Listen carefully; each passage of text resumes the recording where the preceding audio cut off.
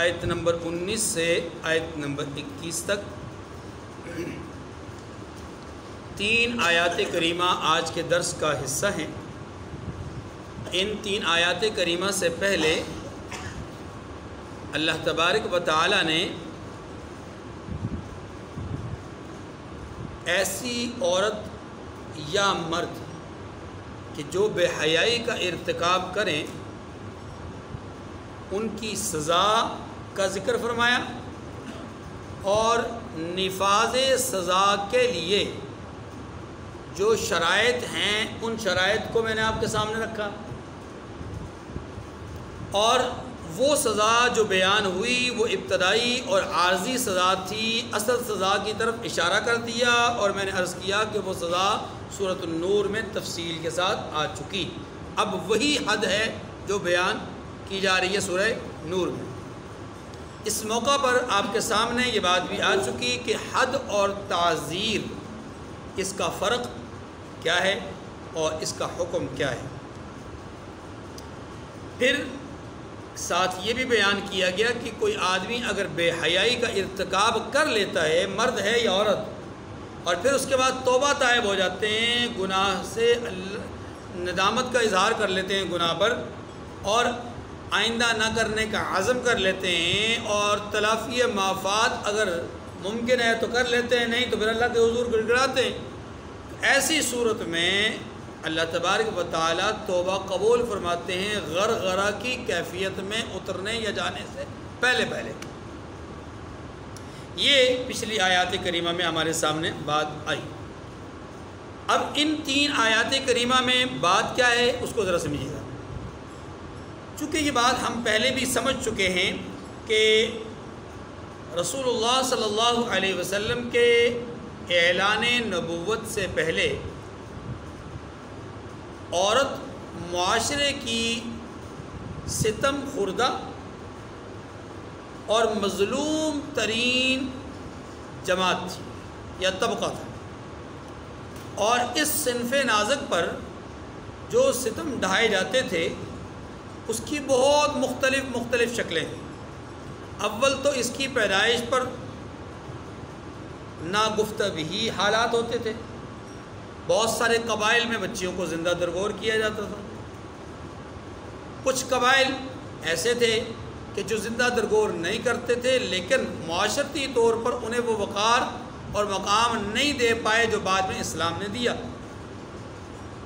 ماں کے وقار کو، بہن کی عزت کو، اپنی بیوی کی حرمت کو لوگ جان نہیں سکے، سمجھ نہ سکے، اور عورت گھر میں ملازمہ کی حیثیت میں زندگی گزارتی رہی۔ یہی وجہ ہے کہ شریعت مطہرہ نے بہت سارے مسائل میں عورتوں کے حوالے سے بہت زیادہ تاکیدی احکامات ارشاد فرمائے ہیں۔ رسول اللہ صلی اللہ علیہ وسلم نے حجۃ الوداع کے موقع پر بھی اور بالکل اپنی زندگی کے آخری ایام میں جن چند باتوں کی طرف خصوصیت سے آپ نے تاکیدی احکامات جاری فرمائے، ان میں سے ایک بات عورتوں کی حقوق اور عورتوں کے مسائل اور عورتوں کی رعایت کا مسئلہ تھا۔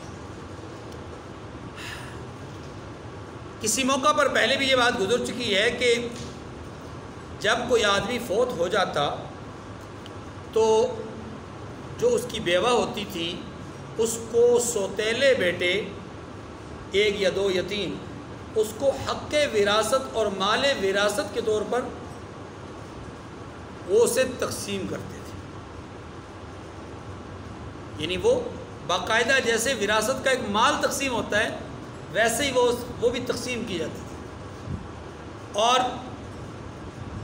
حق وراثت کے مسائل میں ہم یہ بات پڑھ چکے کہ دور جاہلیت میں وراثت کا حق صرف نوجوان بیٹے، پوتے، بھتیجے یا ایسے لوگوں کو ہوتا تھا، جبکہ معصوم بچوں کو، عورتوں کو، بچیوں کو اور بیواؤں کو یہ حق نہیں ملتا تھا۔ سمجھ رہے ہیں یہ بات؟ یہ بھی ایک زیادتی تھی۔ عورت پر زیادتی کی ایک صورت یہ بھی تھی کہ اول تو عورت کو ناپسندیدگی کی بنیاد پر چھوڑا نہیں جاتا تھا، بطور سزا کہ یہ مجھے پسند نہیں ہے، عادتاً پسند نہیں ہے، صورتاً پسند نہیں ہے، کسی بھی معاملے میں پسند نہیں، تو اسے لوگ بجائے اس کے کہ آزاد کر دیں، چھوڑ دیں کہ وہ جا کر کے آزادی سے کہیں اور نکاح کر لے، ایسا نہیں کرتے تھے، بلکہ اسے اپنے گھر میں پابند کر دیتے تھے تاکہ وہ کہیں اور نہ جا سکے، اور اس کی یہی سزا ہوتی تھی، اور خود دوسری شادیاں کر لیتے تھے۔ نتیجتاً عورت پر یہ زندگی کا حصہ جو اس کی زندگی اب کے حالات کے بعد، پابندی کے بعد گزرتی تھی، یہ موت و حیات کی کشمکش کی زندگی ہوتی تھی۔ اچھا، کبھی اگر طلاق ہو جائے تو معاشرے میں اس عورت کو انتہائی زیادہ معیوب نظروں سے دیکھا جاتا تھا، بلکہ بعض قبائل میں تو یہ رسم بد بھی تھی کہ کسی عورت کو اگر طلاق ہو جاتی تو اس عورت کو ایک کمرے میں بند کر دیا جاتا تھا، اور اس کمرے کا دروازہ اور کھڑکی کوئی نہیں ہوتی تھی، اوپر سے ایک روشن دان رکھا جاتا تھا، اور اس روشن دان کے ذریعے سے اس کے لیے دن میں ایک دفعہ غذائی اجناس خوراک کے طور پہ پھینک دی جاتی، اور وہ اندر ہی وہ غذا کھاتی، اور اندر اس کی نجاست اور گندگی اور مطالعہ، اور اکثر و بیشتر تو عورتیں اس تعفن میں مر جاتی تھیں۔ سال بھر کی یہ سزا ہوتی تھی، 1 سال تک اس عورت کو جو مطلقہ ہے اس کو یہ سزا دی جاتی تھی کہ تجھے طلاق کیوں ہوئی، تو نے ہماری ناک کٹوا دی ہے، ہماری قوم کا، ہماری برادری کا نام مٹا دیا، تو نے خاک آلود کر دیا تم نے ہماری ناک کو۔ اسے بند کمرے میں رکھ دیا جاتا اور اس کے ساتھ یہ ستم کیا۔ اگر سال بھر میں مر جاتی تو ٹھیک، نہ مرتی اسے پھر سال کے بعد نکالا جاتا، اور اس کو نکال کر کے جانور پر بٹھا کر کے، سواری پر یعنی گدھے وغیرہ خچر پر بٹھا کر کے اس کے منہ پہ کالک ملی جاتی، اور اس کو مطلب اس طرح اس کے ساتھ غلیظ قسم کی جو ہے وہ صورتحال کا اس کو سامنا کرنا پڑتا۔ تو اکثر و بیشتر عورتیں اس طرح مر جاتی تھیں۔ اچھا، یہ بھی ایک ستم کی صورت تھی۔ ستم کی ایک صورت اور بھی تھی، اور وہ یہ تھی کہ کسی عورت سے اگر نالا ہے کوئی خامد، کوئی عورت ایسی ہے کہ اس کے اخلاق کی وجہ سے، اس کی صورت کی وجہ سے، اس کی معاشرتی برتاؤ کی وجہ سے، اس کے گھر میں رہن سہن کی وجہ سے، معاملات کی وجہ سے، اگر کوئی مرد، کوئی خامد مطلب وہ کسے کہتے ہیں نالا ہے، تو ایسی صورت میں وہ خامد اس کو ستایا کرتا تھا تاکہ میں اس کو ستاؤں، اور ستانے کے نتیجے میں بغیر مہر دیے، بغیر کسی عوض کے، بغیر اس کو جو ہے وہ گھر سے جانا پڑ جائے، اور یہ گھر سے آزادی سے چلی جائے، گھر چھوڑ کے چلی جائے، بلکہ یہ خود مطالبہ کرے مجھ سے، جس کو ہم خلا کہتے ہیں، خود مطالبہ کرے اور اس کے نتیجے میں کچھ مال اس سے لے سکوں۔ یہ بھی ایک صورت ہوتی تھی۔ اچھا، ستم کی صورتوں میں سے ایک صورت یہ بھی تھی کہ لوگ اپنی منکوحہ یعنی جس کے ساتھ ان کا نکاح ہوتا تھا اس کو حق مہر نہیں دیا کرتے تھے، اس کا جو حق مہر ہوتا تھا اس کو نہیں دیا کرتے تھے۔ اگر وہ غریب اور نادار اور کم درجے کے، کم حیثیت کے کسی خاندان اور قبیلے سے تعلق رکھتی تھی، اس پر ستم بھی کرتے تھے، اس کو مارتے بھی تھے، اور اس کے اوپر مطلب ظلم و جور اس کے ساتھ معاملات کیے جاتے تھے۔ اگر وہ اچھے اور بڑے قبیلے اور بڑے خاندان سے تعلق رکھتی تھی تو پھر اس کو مطلب پلکوں پہ بچھاتے تھے، اگرچہ اس کی آلات اور معاملات اچھے نہ ہوں۔ ستم میں سے ایک اور بہت بڑا ستم تھا، اور وہ یہ تھا کہ بعض بدبخت، ناعاقبت اندیش، ظالم اور جابر اور بے حیا اور بدکار قسم کے لوگ، یہ سخت الفاظ میں نے اس لیے کہے کہ آگے جو بات آ رہی ہے بڑی سخت ہے، اتنے مطلب بے غیرت ہوتے تھے کہ وہ عورتوں سے مطلب بدکاری کروا کر کے پیسہ کماتے تھے۔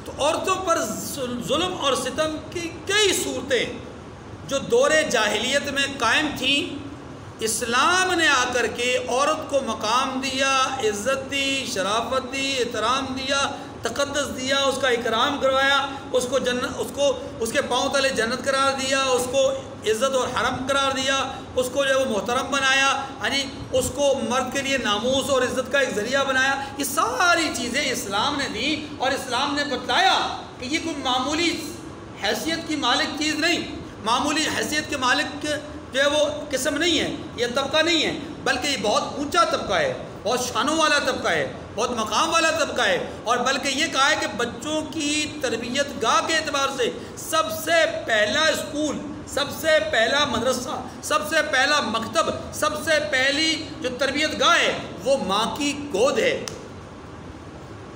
جیسی تربیت یہاں سے ملے گی ویسے بچے کی آگے پرورش ہوگی اور وہ آگے زندگی میں اپنے معاملات کو بڑھائے گا. بہرحال اسلام نے عورت کے حوالے سے بہت زیادہ احترامی باتیں کی، لیکن دور جاہلیت میں جو ستم تھے ان کی کچھ جھلک اور کچھ صورتیں میں نے آپ کے سامنے رکھی. یاد رکھیے یہ تمام صورتیں قطعاً تمام لوگوں کی نہیں تھیں. میں نے کہا مختلف قبائل میں مختلف رسمیں بد تھیں، مختلف، جیسے مثال کے طور پر آج ہمارے ہاں اس معاشرے میں، اس سوسائٹی میں، اس ملک کے اندر آپ دیکھیں مختلف قبائل رہتے ہیں اور ہر قبیلے کی اپنی اپنی رسومات ہیں، اپنے اپنے معاملات ہیں. بچوں کے حوالے سے، بچیوں کے حوالے سے آپ چلے جائیں اگر چلاس کی طرف تو آپ کو وہاں پر معاملات بالکل برعکس نظر آئیں گے. بہت سارے ایسے معاملات جو آپ کے وہم و گمان میں بھی نہیں ہوں گے. ایسے ہی آپ چلے جائیں اگر کوئٹہ بلوچستان کی طرف تو وہاں پر آپ کو بچے اور بچیوں کے حوالے سے مختلف قسم کا معاملات نظر آئیں گے. اندرون سندھ چلے جائیں تو یہاں آپ کو مختلف قسم کی رسومات نظر آئیں گی. یعنی آپ دیکھیے کہ ہر علاقے میں، ہر قبیلے کے اندر مختلف قسم کی چیزیں موجود ہیں. یہ تو صرف ایک اسلام ہے کہ جس نے بتلایا کہ میرے ماننے والے وہ حبشہ کے رہنے والے ہوں، یورپ کے رہنے والے ہوں، سعودیہ کے رہنے والے ہوں، انڈونیشیا، ملائیشیا، پاکستان، امریکہ، افریقہ، جہاں جس ملک کے بھی رہنے والے ہوں، اگر مجھے فالو کریں گے، میرے اصول اور ضابطوں کو اپنائیں گے تو پوری دنیا میں ان کا اکرام بھی ایک جیسا، ان کا احترام بھی ایک جیسا، ان کی عزت بھی ایک جیسی، ان کی کامیابی اور ان کی ترقی بھی ایک جیسی ہوگی اور وہ پوری دنیا میں ہوگی. ٹھیک ہے جی. تو اسلام نے عورت کو عزت دی ہے. اب ان 3 آیات کریمہ میں جو بات بتائی گئی ہے وہ انہی حالات سے ملتے جلتے احکامات ہیں. پہلی بات یہ کہی گئی ہے کہ اے لوگو اپنی ماؤں کو اپنی وراثت کا مال نہ سمجھو. ماؤں کو وراثت کا مال، جیسے میں نے عرض کیا ستیلی ماں کو وراثت کا مال سمجھ کے تقسیم کیا جاتا تھا. دوسری بات یہ کہی گئی کہ لوگو اپنی عورتوں پر ظلم مت کرو، انہیں اگر تم پسند نہیں کرتے تو آزاد کر دو، انہیں روکے مت رکھو، ان کے ساتھ ظلم مت کرو. یہ بات بھی کہی کہ ان کے حق مہر کو دباؤ مت، انہیں ادا کرو. یہ بھی کہا کہ حق مہر کی ادائیگی کا نہ کرنے کی بنیاد پر، یعنی اس کی سخت نہ رکھنے کی بنیاد پر تم عورت کو اپنے گھر میں قید و بند کی زندگی اس کے ساتھ نہ معاملات کرو، بلکہ اس کو آزاد کرو، انتظام کرو کہیں سے حق مہر کا اور اس کو ادا کرو اور ادا کر کے اس کو چھوڑ دو. اگر تمہیں ایک عورت پسند نہیں ہے، اسے تم پسند نہیں کرتے، کسی اور عورت کے ساتھ نکاح کرنا چاہتے ہو، تو پھر اگر تم اس کو پسند نہیں کرتے اور اس کو اس کے حق نہیں دے سکتے، اسے آزاد کر دو، چھوڑ دو، طلاق دے دو اور دوسری جگہ آپ شادی کرو، کوئی حرج نہیں.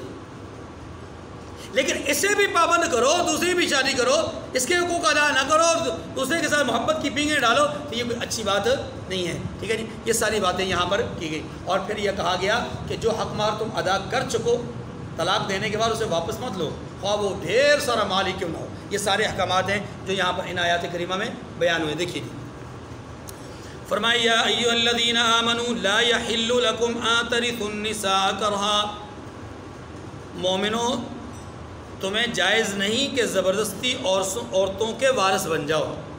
زبردستی عورتوں کے، عورت وراثت کی چیز نہیں ہے، عورت وراثت کی چیز تم اس کے وارث نہیں بن سکتے.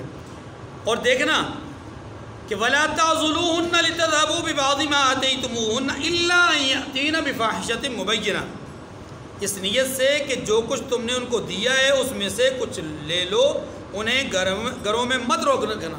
یعنی اس نیت سے کہ جو کچھ تم نے دے رکھا ہے اسے واپس لے ہو، اس نیت سے کہ واپس لینے کا ارادہ ہو، تو گھروں میں روکے مت رکھنا، الا ان یاتین بفاحشۃ مبینہ، ہاں اگر وہ کھلے طور پر بدکاری کی مرتکب ہوں۔ یہ بات نہ سمجھو۔ دیکھیے میں نے عرض کیا تھا کہ اگر کوئی آدمی کسی عورت کے ساتھ نکاح کرتا ہے، نکاح کرنے کے بعد اس کو حق مہر بھی ادا کر لیتا ہے، پھر بعد کو جا کر کے معاشرتی طور پر اس کے معاملات اور اس کے کردار اس کے حوالے سے وہ مطمئن نہیں ہوتا، پھر ایسی صورت میں اگر وہ اسے پسند نہیں کرتا تو شریعت یہ کہتی ہے کہ اسے چھوڑ دو، اسے چھوڑ دو۔ لیکن تم اگر اتنا تنگ کرو اس کو اس لیے تاکہ دیا ہوا مال تمہارے ہاتھ میں واپس آ جائے اور پھر تم چھوڑو، تو یہ تمہارے لیے روا اور درست نہیں ہے۔ ہاں روکنے کا حکم تمہیں ایک صورت میں ہے، اور وہ یہ ہے کہ اگر وہ بدکاری کا ارتکاب کرے، بدکاری کا ارتکاب، یہ تو ہے نکاح کی صورت میں۔ لیکن اس پر مفسرین کی طرف سے ایک بات اور ہے، اور وہ یہ ہے کہ اس سے مراد وہی عورتیں ہیں کہ جو باپ کی منکوہ تھیں۔ ذرا بات سمجھیے گا، باپ کی منکوہ کیسے؟ کہ والد مر گیا، اب یہ ماں یعنی یہ عورت سگی ماں تو نہیں ہے، سوتیلی ماں ہے، سوتیلی ماں ہے۔ تو سوتیلی ماں کو چونکہ باپ کے مرنے کے بعد وراثت میں سے حق دینا کہ نہیں دینا؟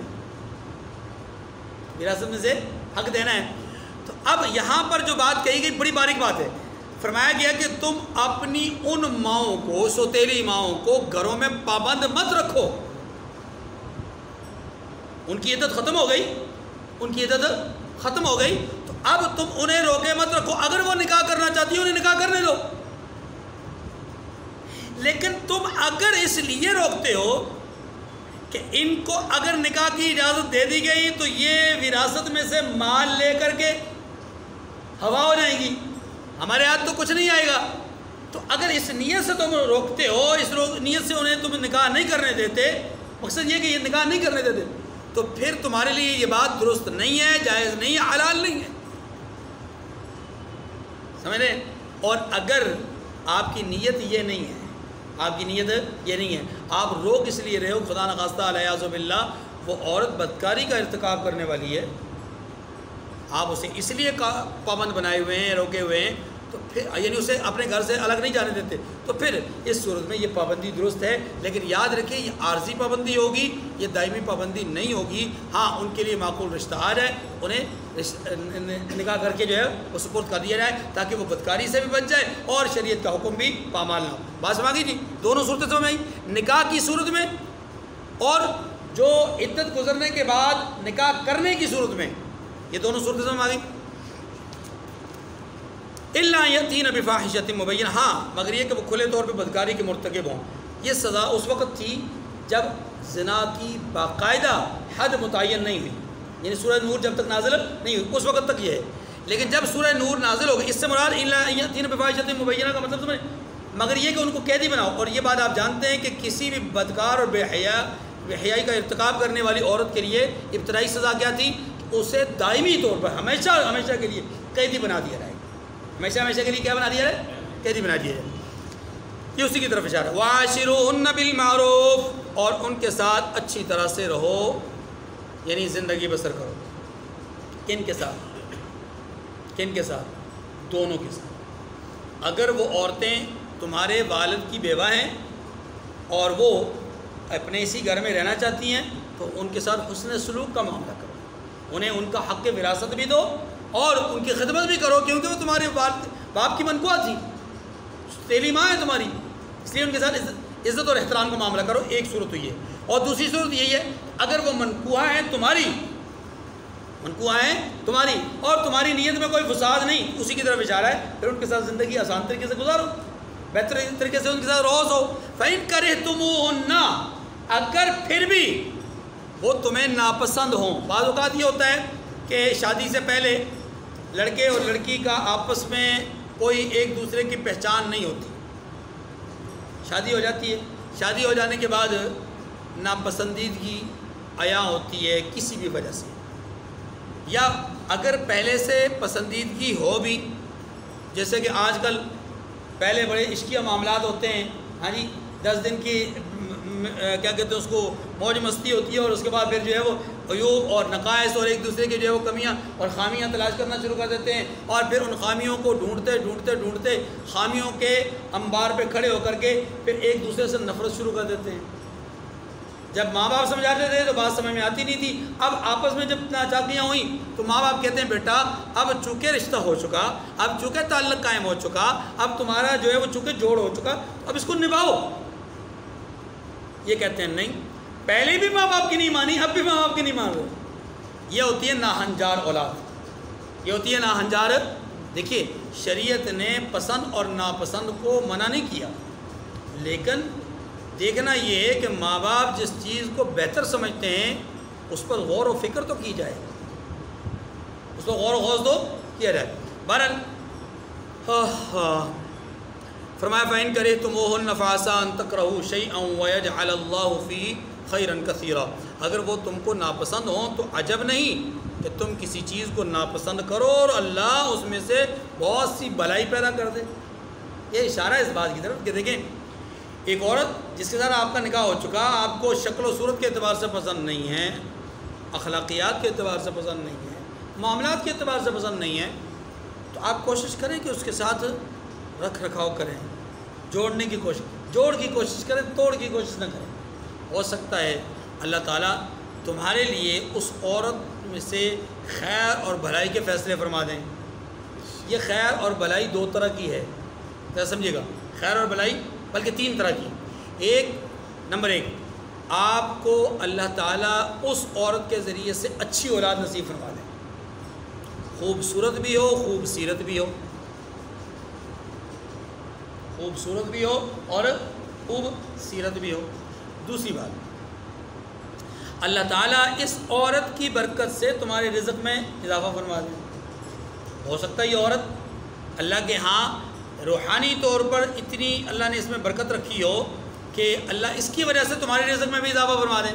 اور یہ بات ذہن میں رکھیے گا کہ ایسا بالکل 100% ممکن ہے احادیث مبارکہ کی روشنی میں کہ عورت بعض اوقات اپنے بہت سارے مقدر کو ساتھ لے کر کے کسی گھر میں جاتی ہے، اس گھر میں خوشحالی آ جاتی ہے۔ پیدا ہونے والا بچہ اور اسپیشلی بچی، پیدا ہونے والا بچہ یا خصوصی طور پر بچی اپنے مقدر ساتھ لے کر آتی ہے تو پورے گھر کے لیے خوشحالی کا سامان بن جاتی ہے۔ یہ بالکل حقیقت پر مبنی بات ہے، تجربات اور مشاہدات یہاں پر موجود ہے، اور ہر آدمی کی زندگی میں اس کا کوئی تجربہ اور مشاہدہ موجود ہوگا۔ ایک صاحب آئے، اللہ کے رسول صلی اللہ علیہ وسلم سے درخواست کی کہ یا رسول اللہ تنگ دستی ہے، حالات معاشی اعتبار سے سازگار نہیں ہیں، اللہ کے رسول نے فرمایا شادی کرو۔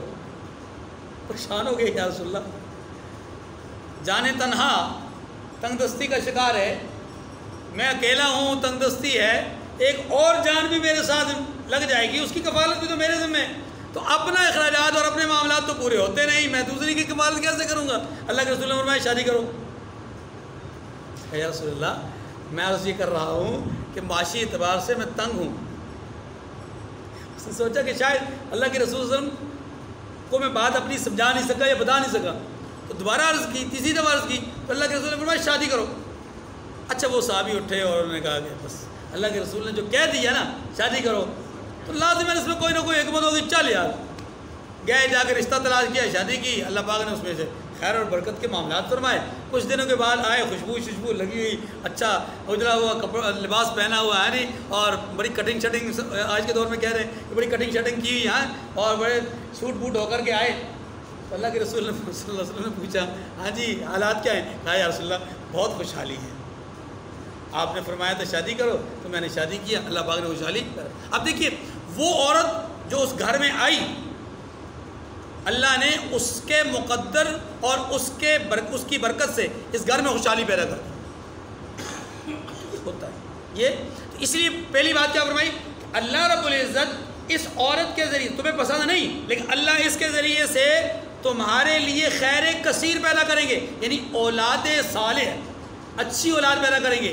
دوسری صورت اللہ اس کی برکت سے تمہیں رزق میں اضافہ فرما دیں گے، اور تیسری صورت تمہیں روحانی طور پہ ہو سکتا ہے اللہ اس کی برکت سے ترقی نصیب فرما دیں کہ بعض اوقات ایسا ہوتا ہے کہ انسان جب ترقی کی منازل پہ جانا چاہتا ہے تو اس کا جو شریک حیات ہے اس کو نہیں جانے دیتا.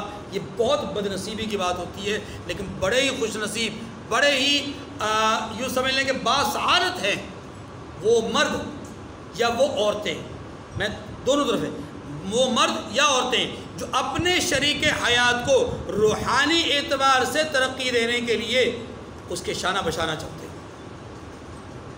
عورت رات کو تہجد کے لیے اٹھنا چاہتی ہے تو مرد اس کے ساتھ تعاون کرے. عورت روزہ رکھنا چاہتی ہے نفلی، مرد اس کے ساتھ تعاون کرے. یہ روحانی ترقی ہے. عورت چاہتی ہے کہ میں کچھ دین کی باتیں سیکھوں، دین کی باتیں پڑھوں، مرد اسے موقع دے. اسی طریقے سے مرد چاہتا ہے کہ میں دین کی تبلیغ، دین کی اشاعت، دین کی اپنا ترویج کے لیے میں کچھ جدوجہد کروں، علمی اعتبار سے، عملی اعتبار سے میں کوئی کوشش کروں. تو عورت اس کا سہارا بنے. رحمت دو عالم صلی اللہ علیہ وسلم اپنی حیات طیبہ کے بالکل آخری ایام تک سیدہ خدیجۃ الکبریٰ رضی اللہ تعالی عنہ کو بہت زیادہ یاد کیا کرتے تھے. وجہ اس کی کیا تھی؟ خود حضرت صلی اللہ علیہ وسلم نے اس کی وجہ بیان فرمائی کہ جب ابتدائی حالات تھے اعلان نبوت کے تو بہت تنگی کے حالات تھے، بہت مشکلات تھیں. اور آپ سمجھ سکتے ہیں کہ وہ کتنی مشکلات تھی کہ سگا چچا پہلی دعوت پر آپ پر پتھر برساتا ہے، پتھر مارتا ہے آپ کو. اس سے زیادہ تنگی اور کیا ہو سکتی ہے؟ لیکن ان تمام حالات میں ایک عورت جو آپ کے ساتھ آپ کی شریک حیات ہے اور کسی لمحے بھی، کسی ایک موقع پر بھی وہ آپ کی حوصلہ شکنی نہیں کرتی بلکہ آپ کی حوصلہ افزائی کرتی ہے. غار حرا مشکل ترین گھاٹی، اس غار میں سیدہ خدیجۃ الکبریٰ رضی اللہ عنہ آپ کے لیے کھانا لے کر جایا کرتی تھی.